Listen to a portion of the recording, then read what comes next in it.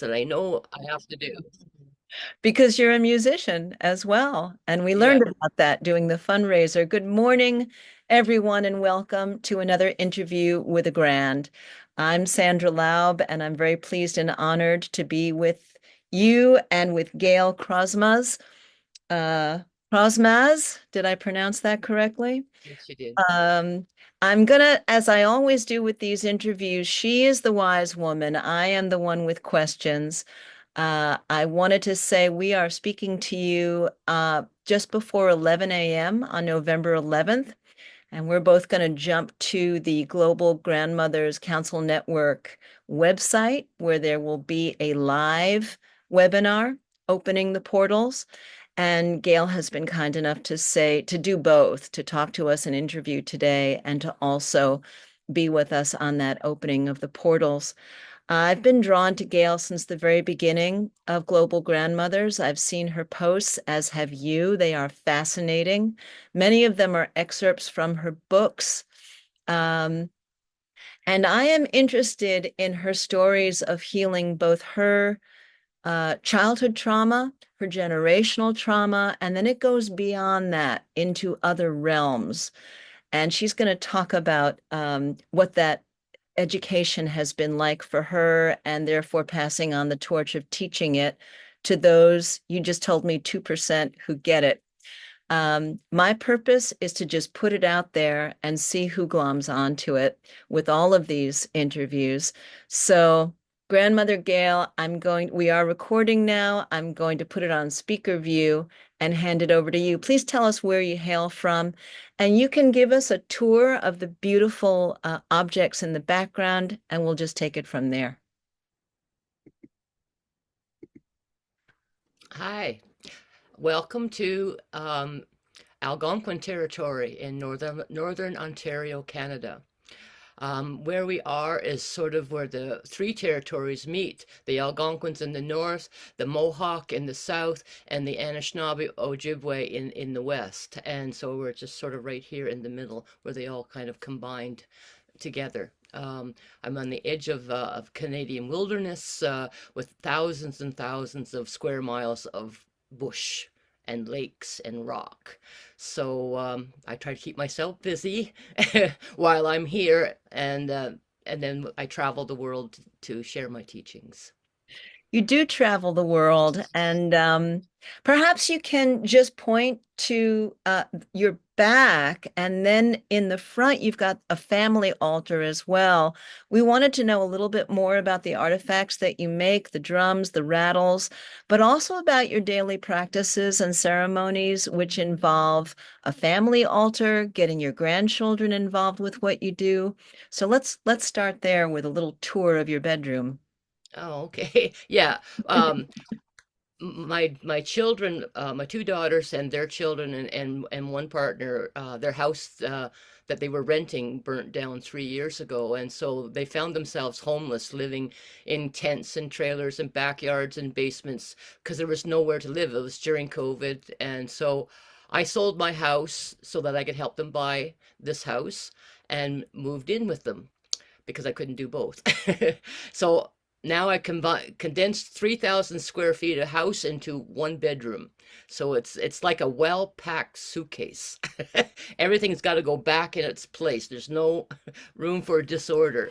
So my walls are covered with my sacred paintings and gifts from all over the world, from Iceland, from Greenland, from New Zealand, from Yellowknife, the Arctic Canada. And as we continue, this is I'm sitting in my swivel chair as we continue around my room, and we have behind, well, it would be in front of me, is my family altar, where I have bits and pieces of things that my family have made or given me, including the little shaving that my grandson just gave me the other day. He sharpened his pencil and then it looked like a flower petal. So he brought it over to me and put it down on the table beside me, and he said, "Here, Grandma, here's a flower, so that when you look at it, you can think of me." So I put it in a little jar, and I've got it on my altar, and it's right in the eye view. So whenever I look at it, I think of him.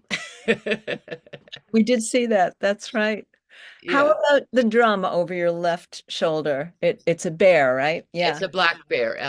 The name given to me by Angangak, the Inuit Greenlandic elder that I studied my shamanic practice with, on my shamanic initiation in 2019. He gifted me with the name Ashlok, which is Greenlandic for black bear. Now, there aren't black bears in Greenland, but he's honoring my Ojibwe tribe because I'm part Ojibwe. And so he honored me with the black bear name, honoring the Ojibwe tribe. That's makes me think about when I was lucky enough to study with Thich Nhat Hanh at one of his many workshops.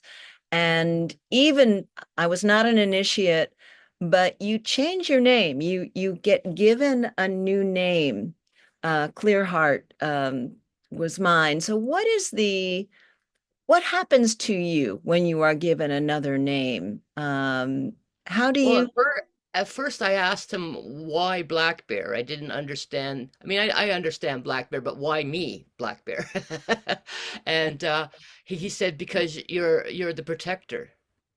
You have been the protector since you were a child. You always, as I'm the oldest of six, so I was always protecting, and I was the mom to my younger siblings. So I was always protecting and looking after my siblings. And then I protect friends, I protect family. It's just I just jump in there and I have their back. And he says, "You've always been a protector." So that's why I gave you the name Black Bear, because Black Bear is the protector of the ceremonies, the protector of people, the protector of energies. In the Ojibwe um, sweat lodge, Black Bear, grandmother Black Bear sits in the west gate, which is the gate to the ancestors, and that's who I work with on a regular basis. Is those on the other side who guide me and tell me what to do. They're very bossy. let's put a pin in that because I do want to follow that story and that thread. Mhm. But when you say the West Gate, it makes me think of some ceremonies that I sat in when I went to Peru this last trip. Mhm. This is true, parallel, horizontal in all of these cultures, north, south, east, west, the animals that guard the gates, the prayers to open those gates, to shut those gates against dark energies that might want to harm whoever's inside that close circle. And then the ceremony is opened properly and formally. And then after whatever ceremony you're having, the ceremony is closed. Can you speak to those indigenous but very similar ways of honoring the realms that are around us and protecting us on higher levels? Is it just directional? Is it Um, seems higher than that? yeah. I met with some friends in Ottawa last week, and this was a new friend I was introduced to, and he says, "Well, tell me about your spiritual beliefs." And because I am Ojibwe, Siberian, Mongolian, um, Ukrainian, Irish, Scottish, and I thought I am the single thread weaving through the tapestry of humanity and finding the similarities, because we're all telling the same story, but using whatever animals, whatever trees, whatever geography helps us to explain the higher powers that are talking to us. And so in Hawaii, they would use the volcano and the ocean and the shores and the seashells and the dolphins and the whales. And in the Arctic, the muskox and the raven and the whales. And so each culture and each territory use whatever is around them to help explain what the ancestors are trying to share with the people. So it's going to be different depending on what the culture and what their geography is. That makes a lot of sense to me. Um, Why are there vortexes, so called, in certain areas of the world that people might speak of as portals or these gates? Why does some geography have more emanation than others? Is it having to do with um, cataclysmic events that are connected to humanity or to the planet or to other things? Well, when I share my teachings, I can only share from my own personal experience. Mhm. I can't share what other people's perceptions are because that's their perceptions. I am finding, like, I have been to the porthole of Lemuria when I was, even before I went to Hawaii. All I had to have in my hand was a Lemurian crystal, and that was a porthole holding a Lemurian crystal. And I was here in Ontario, Canada. So it's intention. It's intention. If going to Sedona is your intention to enter a porthole, you will enter a porthole. I was in Peru and I went to the gateway to the gods near Lake Titicaca. You Yep, were probably there. yep. And I spent all this money and all this time to go there because my I had a Peruvian teacher for 4 years and I wanted to find out what my purpose in life was. So we went to the Gateway of the Gods during a full moon and at midnight and did a ceremony, put my forehead to the mountain and asked the master, what is my purpose? And the master spoke to me, the mountain, it spoke to me right inside. Do you know what it said? You're doing a good job.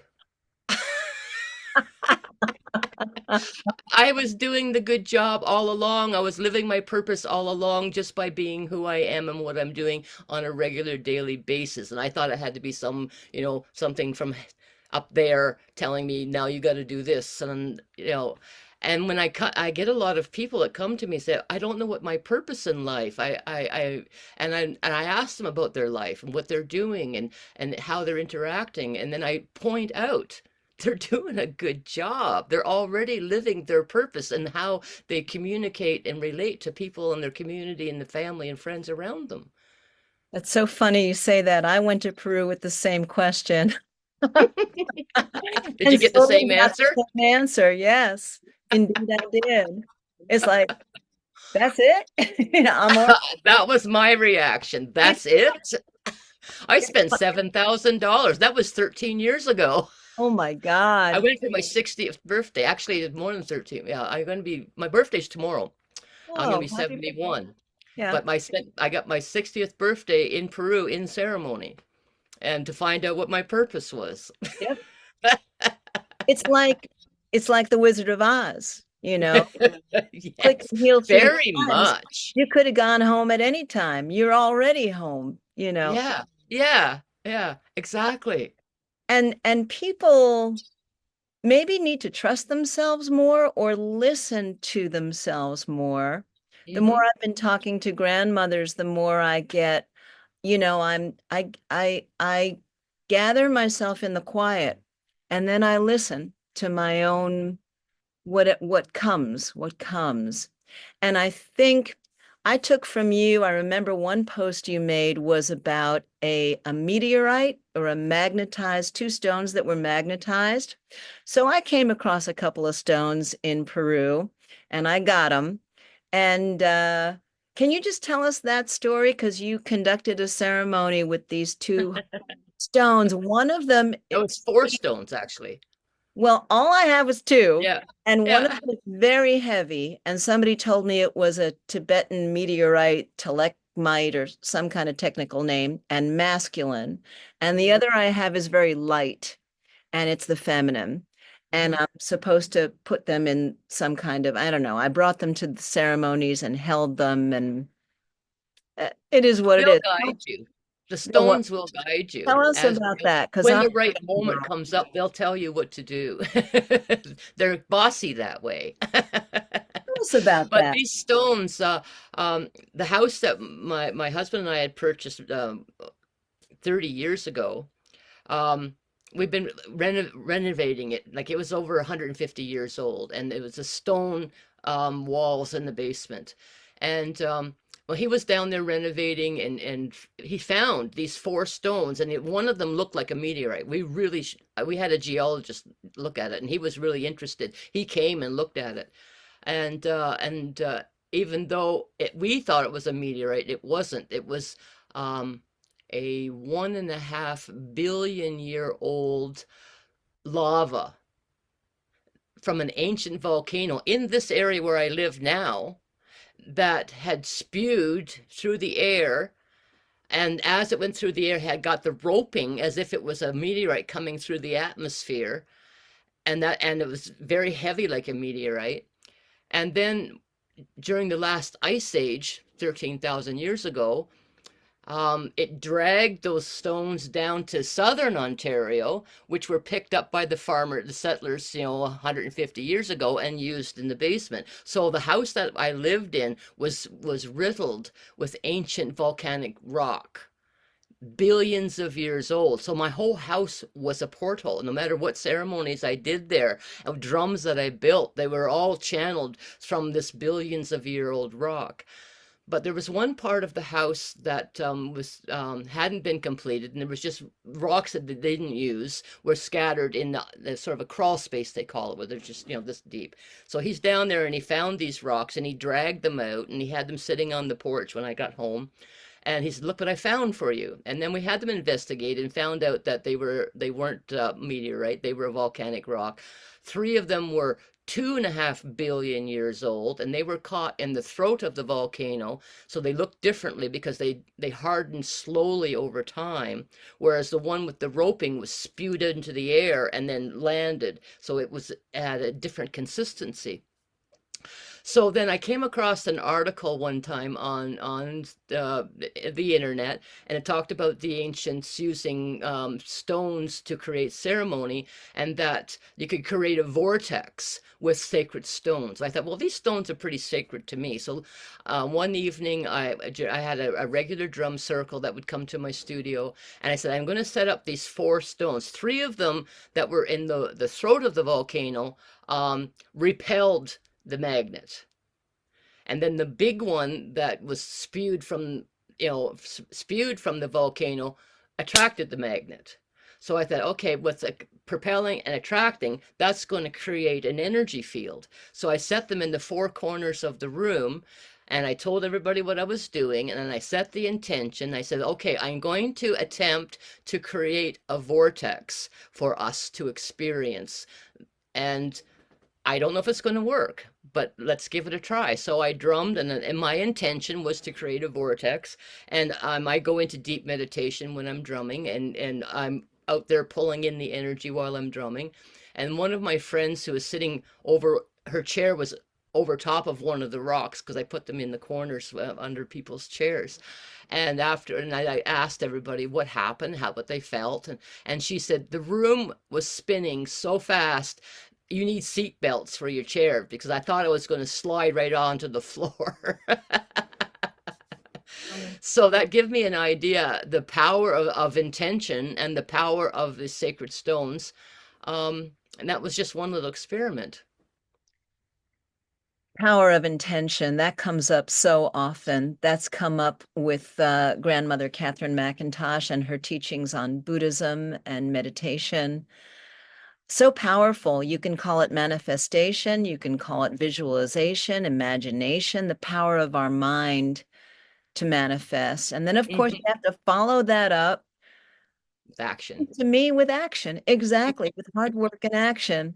So Well, you obviously studied with the Peruvians if you went to Peru. I had a And couple of shamanic ceremonies. Yeah, yeah. the one teacher I had from Peru, he said, we have great ideas and we want to put them into motion. And then we step into the doorway, and then we stand there because we're not sure what's next. We're not sure if we step through the doorway, what's going to happen. We have doubts. And he said, that is called being blocked. He says, once you have the idea, you step into the doorway, the threshold, and then you have to step through the threshold and take action. Yeah. And once you start taking action, then things will fall into place as they're supposed to. Not because we want them, but because they're supposed to. what we want and what we need are two different things. I found that with drum making. I found that the power law of attraction, we can want a lot of things, but it's not going to work if we weren't destined for that. So I hear that what so we need, yeah. powerfully. These days, I'm so attuned to synchronicity and serendipitous events happening and being open to them. And also, as you say, action. Can we talk about your teachers? You had you had spoken of your main shamanic teacher, and maybe he was the teacher who gave you the Black Bear acronym. What was this like for you? Your attaining of your training, your um, taking the wisdom, investing in it, because you're saying that, I mean, spend some money to go to Peru. These teachers Hmm. charge you. How did that initiation or those ceremonies or those teachings work for you in terms of spiraling you up to a place where you are now a teacher? Okay. Um, the story behind that goes before I met any teachers. And the house, the vortex house I was telling you about, that was my first teacher. And my husband was out, we were renovating, digging in the dirt, and he's picking up these sacred stones, Stone Age tools. And he hands the first one to me, and I said, we usually donate them to the local reservation because that was we were in Ojibwe territory there. And then I said, these stones can't be donated because they're connected to me somehow, but I don't know how yet. And he found three of them, and the first one he found spoke to me, and it started showing me how to use the stones in ceremony, how to use the stones for healing, and the story behind the stones. And the spirit who was showing me, we all seen her go by the window, and then you go to answer the door, but there's nobody there. And then she was the one who was showing me. And then one day, um, um, she's standing beside my bed and I'm in pain. So she's showing me how to use the stone for my own pain. And the next thing I know, she merges with me. And I thought, oh, I'm being, possessed. That was my fear because I didn't know anything. So I went to my elder because she didn't leave. Okay, it was like I started to, she became part of me, who I am. And I so went to one of my Anishinaabe teachers and I told her what happened, and she laughed at me. She said, "That was your ancient self reconnecting with you. She was there guarding the stones until you could return from them." Because started remembering how I lost them in a canoe accident. I died that day. So a piece of me, a fraction of my soul, broke off to stay and guard the stones till thousands of years later, I could come back and retrieve them. And that's how it started. And she was a healer and a medicine woman. Today, we would call her a shaman, but she's actually would be a medicine woman of high degree. And and then I said, well, I need more training. I need more information. So I booked a session with an Ojibwe shaman and told him my story. And I said, I don't know what to do. And he sent me on a pilgrimage.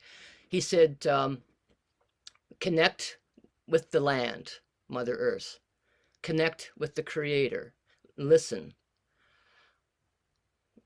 connect with the elders and listen to their stories. And if you are a shaman, you will remember that you are a shaman because you were born one, and not no one can make you a shaman. No one can be a shaman unless they were born a shaman. And that was he was saying to me. So on that pilgrimage, I connected with the Anishinaabe elders, and then they would send me on quest, and I would listen to the stories and have an understanding of the history of shamanism and spiritual beliefs in the indigenous tribes. And but that day I went home and I sprung out my smudge bowl with the sage and the feather, and I'm talking to the creator because okay, now I got this pilgrimage of, am I a shaman? And so I'm asking the creator, am I a shaman? I don't know. And the creator spoke to me. my husband was watching the whole thing, and he was scared to even move because I went into vibration, and tears are running down my face, and I'm shaking, and only I can hear what the creator is saying, and it's like a bolt of lightning come down through my body, and then the loud voice said, "You are shaman. Now get rid of your ego." He said, it was a male voice. That's why I'm saying he. It was a deep, it could be he or she, depends on what your belief is at the time. It changes as you expand. But anyway, it said, if you think you are doing the healing, you're not. You are my vessel. I heal through you. And if you think you need to know everything, you don't. I will tell you what you need to know when you need to know it. Can you do this? And I said, I'm crying still. And yeah, yes, I can. And so then I started meeting the elders. Guess that was the pilgrimage from the shaman, was go and meet the elders and listen to their story. So I went to the Anishinaabe elders and I listened to their stories. Through them, I met the Peruvian elder and I listened to his stories. And then through him, I ended up meeting the Hawaiian elder who listened to his stories. And then I met the Inuit Greenlandic elder and I listened to their stories so that I could have a clearer view of who I am amongst all of that.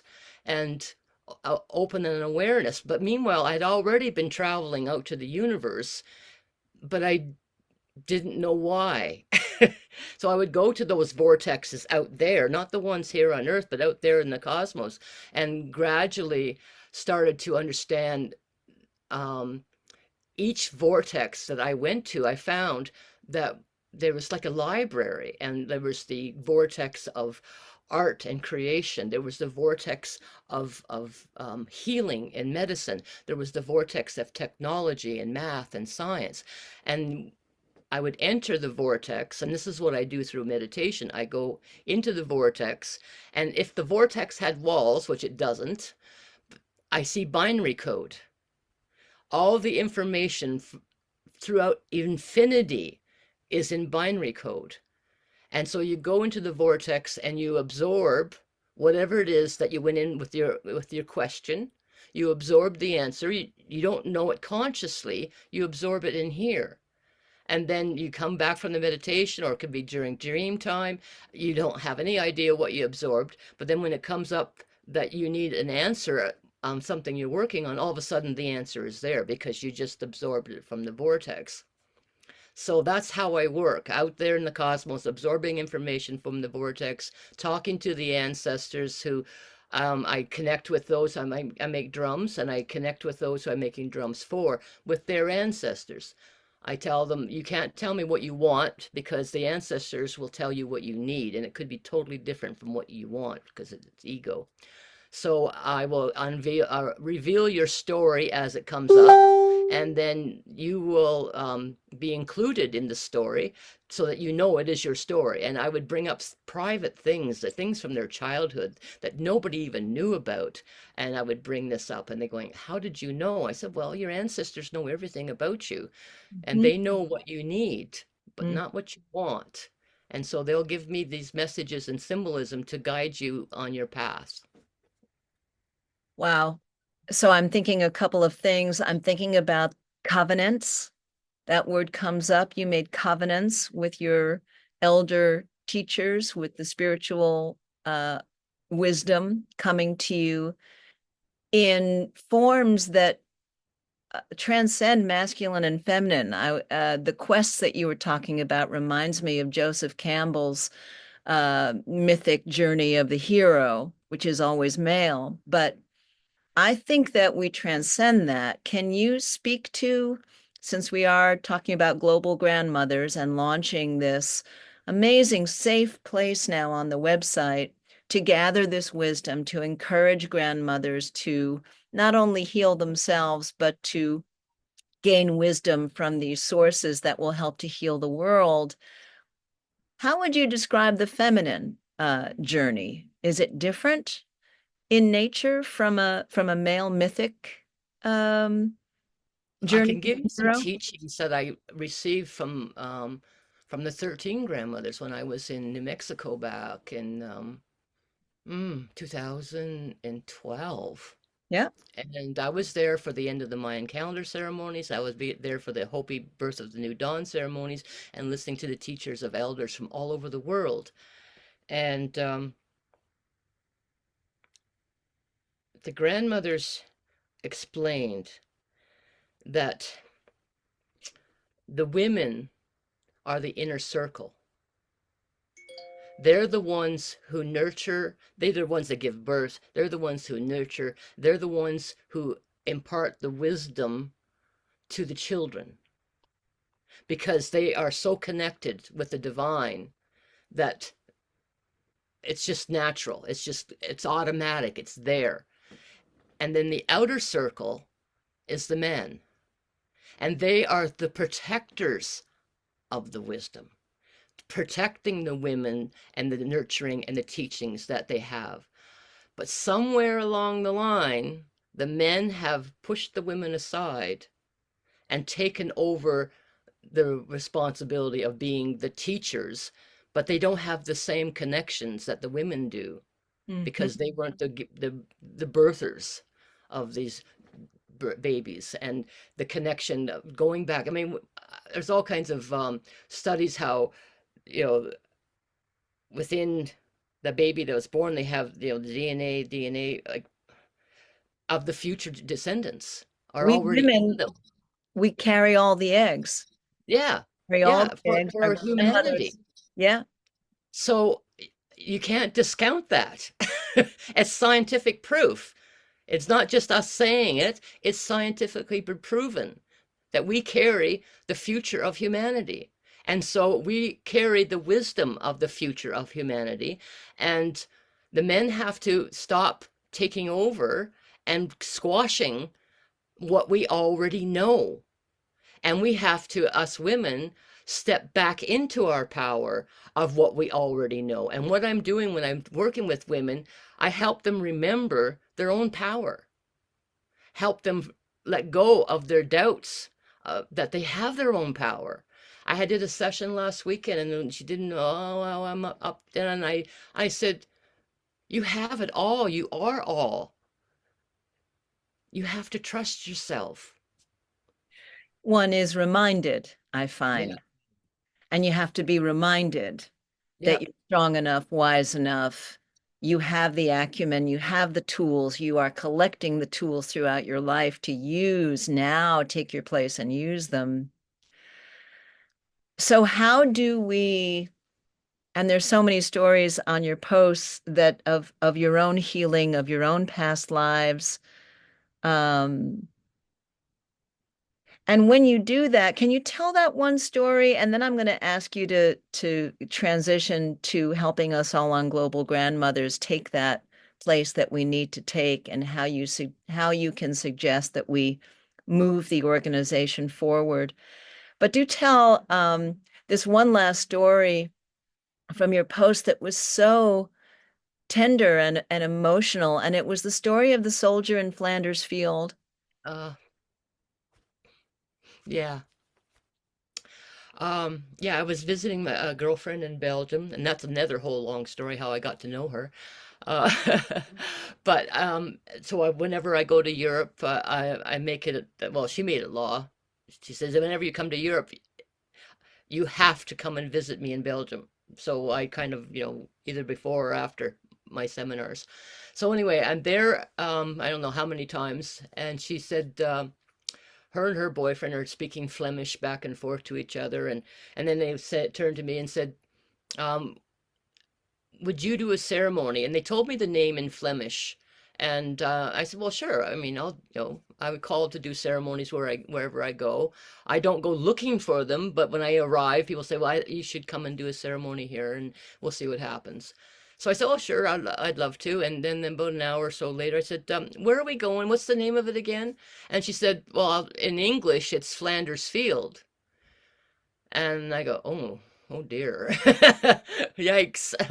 So that evening, she says, I'm getting a message that I need to do a session with you. She's got gypsy energy. And and we get into a lot of stuff together. And so she said, "Well, I'm going to put you on the table and going to do a ceremony, take you into a past life, and get you prepared for tomorrow's ceremony at Flanders Field." And while I'm on the table, I'm going to this past life, and I am one of the soldiers in Flanders Field, and I'm in the Canadian trenches, and I'm wounded. A bomb or something had gone off, and my shoulder was blown off, and I could see the bone shards sticking straight up, and all the blood, and I could feel the pain of it, excruciating pain of it, and she could feel the pain into her hands because she had her hands over top of me, and the pain from my shoulder was coming up into her as well. And my thoughts as I'm experiencing this was, oh, this is surely going to kill me.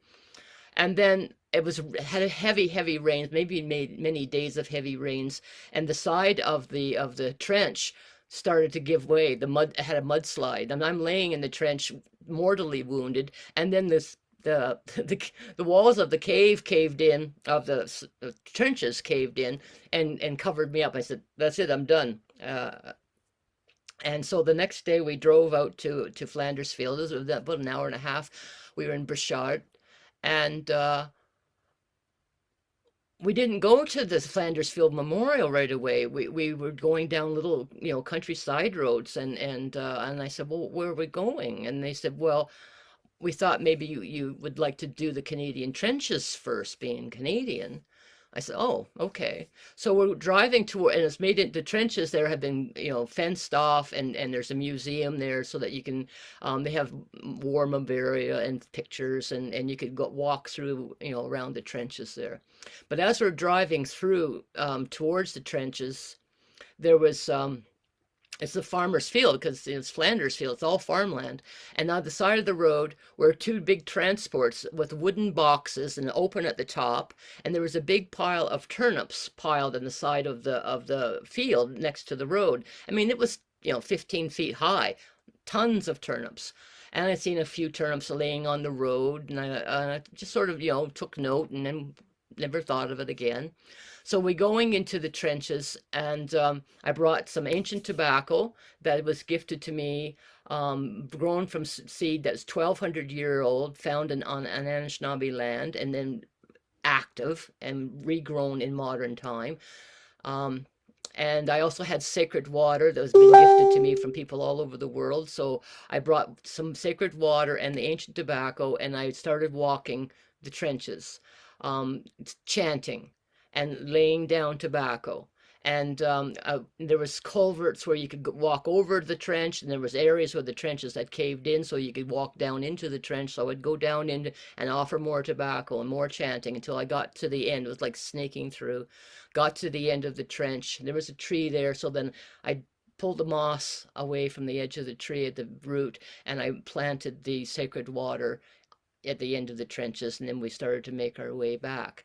So when I'm doing a ceremony, crossing over ceremony, and I do this in different parts of the world, and to clear the blood of trauma from the land, not just from wars, from the Black Plague, from cholera, from Pompeii, any kind of disaster that people unexpectedly were killed, and their fractions of their soul were trapped in that loop of time, and they can't move on to the next side. So when I'm doing my ceremony, I've finished chanting, and I call out all those spirits who can hear my voice and see my light, come to me.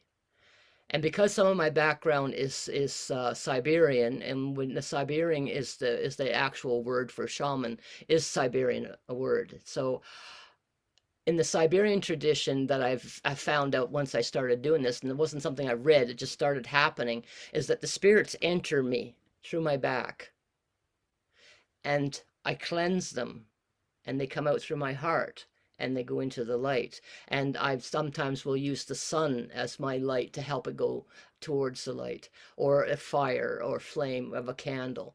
So this time they're coming through me, and there was, because I'm not, someone said, did you just do the Canadian soldiers? But no, I'm not going to say only Canadians allowed. When I say this, spirits from across time and space, if they can hear my voice and see my light, they all show up. So they're coming through my back and out through my heart, and I'm shaking and crying, and my girlfriend, she's holding on to me to keep me grounded to the earth. And then they finally, as I'm doing this, I can hear the bombs exploding, and I could hear machine guns, and I was taking back to that moment in time when I died there in those trenches, and these were my friends, my soul friends from that time in World War I, and I was guided to go back there to help my friends go into the light.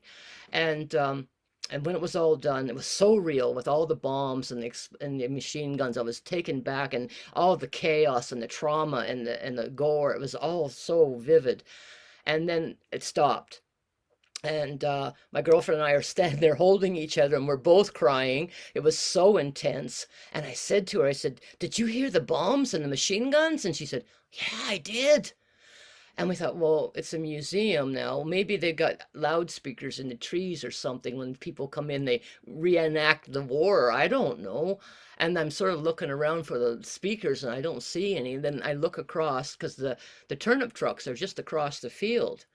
And the conveyor belt was loading turnips, and as the turnips were hitting the wooden sides and the bottom of the transport, they were sounding like bombs exploding and machine gun fire.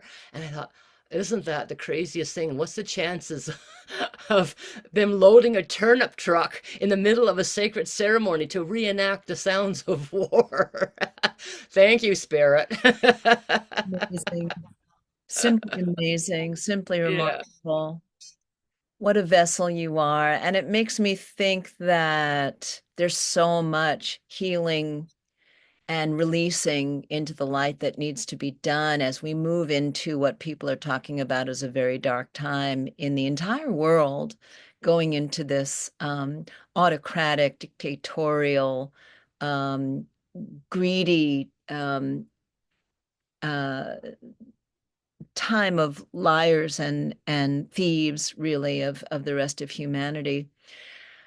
And that connects with the men, that connects with the men, that concentric circle that you talked about. Um, Men fighting wars, men starting wars. How do we, how could you even approach that with intention now going forward? I was given that exact question on Saturday when I was in the art gallery, and I had this young man come in, and he was very spiritual, and we connected, and he's asking all kinds of questions, and he gave me the same question. He was Turkish, and he said, "Well, what about all the wars? What's happening there?" And I've talked to many of my spiritual friends about this paradigm of war is crumbling. This paradigm of dark energy and masculine power over women, over each other, is crumbling. And they're making this last ditch effort of trying to hang on as they're going down.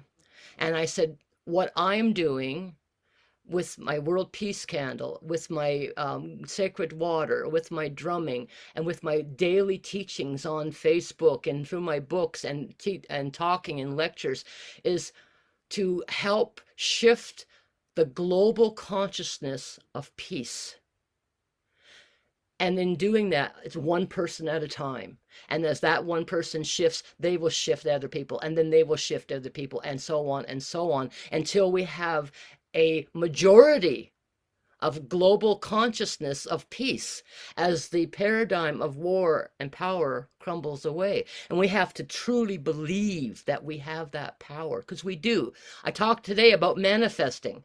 I was, talking about, art, but I'm manifesting peace.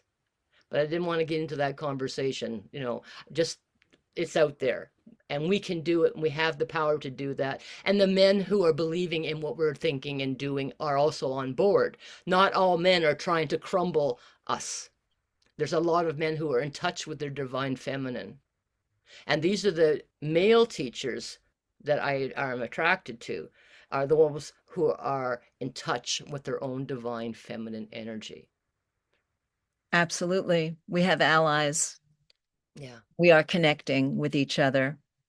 And that was the good of Facebook is it brought us 55,000 of us together last July.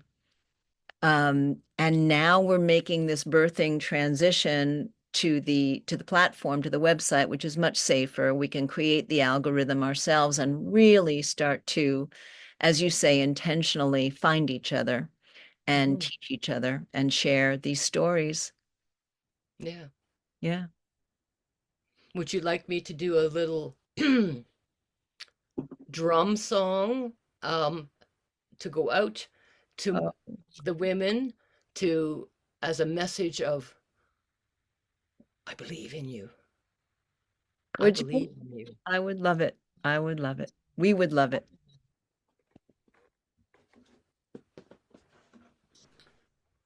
And this is my Siberian drum. It's a Siberian Beautiful. teardrop. And it Beautiful. represents Lemuria porthole, Mongolian porthole out in the flatlands, and the pyramid, sun pyramid in Bosnia, in the land of the pyramids, which is the sky porthole.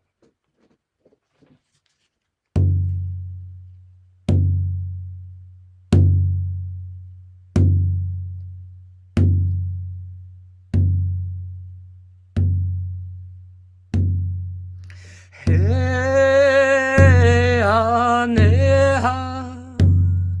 Hey, ah, ne, ah. Hey, ah, ne, hey, ah. Hey, ah, ne, ah. Hey, hey, ah, ne, ah. Oh, hey, hey, hey, hey, yeah,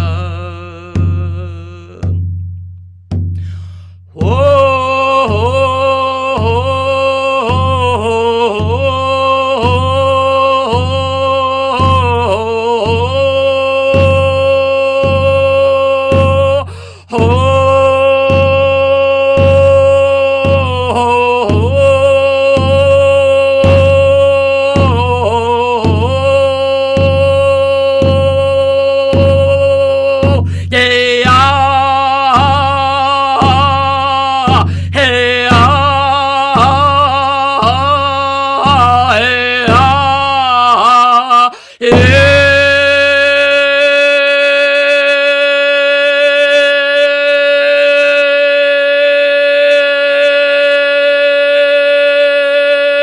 yeah.